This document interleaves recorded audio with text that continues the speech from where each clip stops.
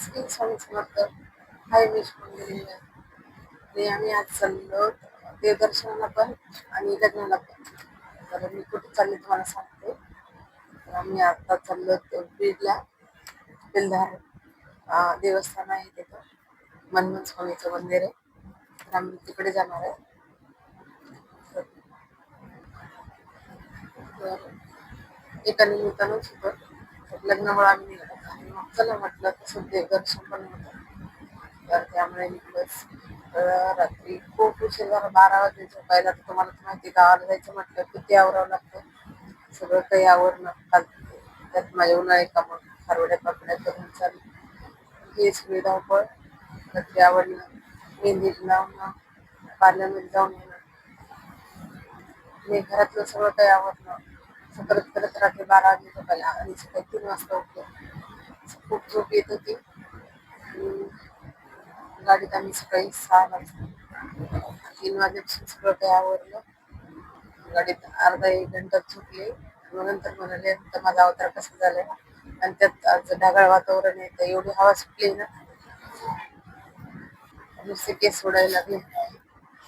झोपेमुळे पण नाही सुधारणार, डोळे खूप जळजळ आहे, चेहरा पण माझा सुचलाय नुसते. तर आम्ही गाडीत कोण कोण बसतात दाखवते. हे माझी पिल्ले दोन. विराज कसा लाजायला, दोघं पण लाजायला. इकडे मिस्टर आणि ड्रायव्हर आवरून झालेले.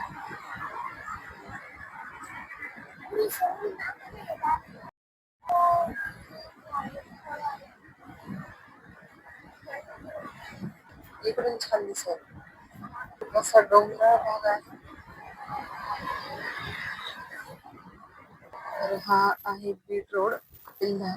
हा कपिलधार खूप डोंगराळ, त्याच्यामध्ये डोंगरामध्ये. तर हा आहे कपिलधाराचं. आता थोड्याच अंतरावर कपिलधाराचं मंदिर येतं.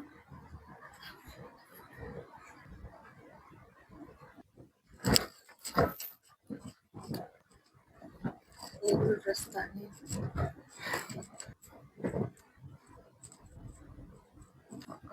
डोंगराळ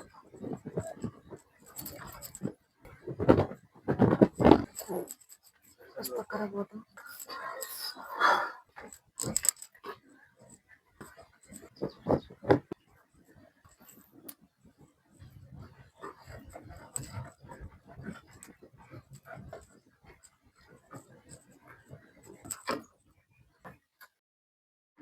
इकडे फक्त डोंगर येतात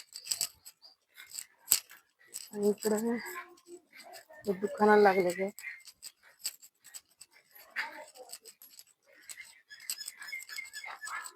दोघांची घाई बघा किती जाणे. यांची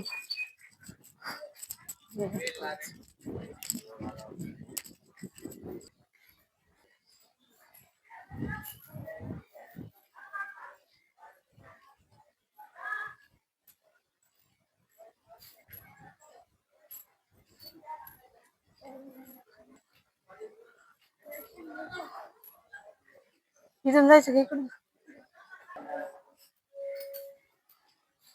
तर हे आहे मनमथ स्वामीचं मंदिर आणि ही मनमथ स्वामींची समाधी.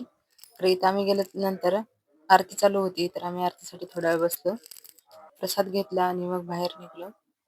तर कशी समाधी आणि मंदिर पण खूप छान आहे पहा. खूप असं रहस्यमय मंदिर वाटतं. आणि स्वामी बरंच ग्रंथ काही लिहिले आहेत, तर मला तेवढे माहिती. परमहंस ग्रंथ, आणखीन बरेच काही आहे. तर हे आहे मनमथ स्वामीचं मंदिर आणि पलीकडे तिकडे धबधबा आहे. तर वडाचे उंबराचे झाड आहेत. तर इथेच बाहेर आरत्या लावतात लोक, नवसाचे असेल तर. आता सध्या उन्हाळा आहे म्हणून एवढं पाणी नाहीये, नाहीतर पावसाळा थंडीमध्ये खूप पाणी राहतं इथं.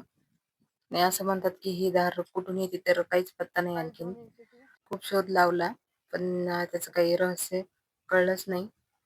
पहिले आम्ही लहानपणी यायचो तर खूप इथं जंगल असल्यासारखं वाटायचं आणि वाघ प्राणी पण राहायचे. इकडे जास्त कोणी येत नव्हतं. काही आता काही एवढं काही राहिलेलं नाहीये. तर हे पहा कसं खडक आहे. या खडकामधून धार म्हणजे कपिल धारा असेल, धारच म्हणतात त्याला. तर पावसाळ्यामध्ये हे पूर्ण भरलेलंच असतं. जास्त कोणी पलीकडे जात पण नाही. तर आज पहिल्यांदा बघायला भेटलं तिकडं. मुलांची घाई किती असते पहा बघण्यासाठी. आपल्या पहिले पळतात.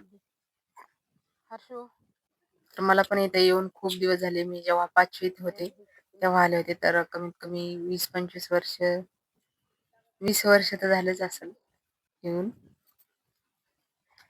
तर खूप बदल झालाय. मन्मथ स्वामी हे आमचे गुरु आहेत. तर कधीतरी जायला पाहिजे पण जाणंच होत नाही. तर अशा निमित्तानं काहीतरी जाणं होतं. आणि यांनी तर पाहिलंच नव्हतं. त्यांची पहिलीच वेळ होती पाहण्याची. तर चला म्हटलं त्यांच्यासाठी, लेकरांसाठी जाऊन या आणि देवासाठी. असं कपिलधारचं मंदिर मला कसं वाटतं. तर इथे आम्ही दर्शन केले. थोडा वेळ बसलो आणि आता कुठे जायचं अंदाज पाहिजे. आता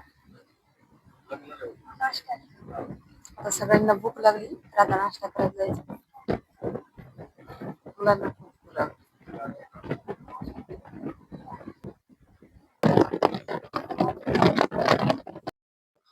तर इथं आम्ही आता आलो नाश्ता करायला. मुलांना खूप भूक लागली होती. विराजचं आणि हर्षद चाललंय मिसळ पाव. त्यांचं चाललंय पुरी भाजी. माझं पण चाललंय काय राईस. हॉटेल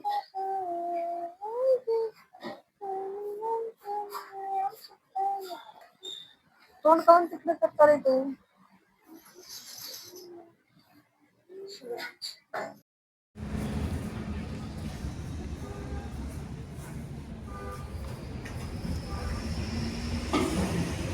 काय झालं अर्षू?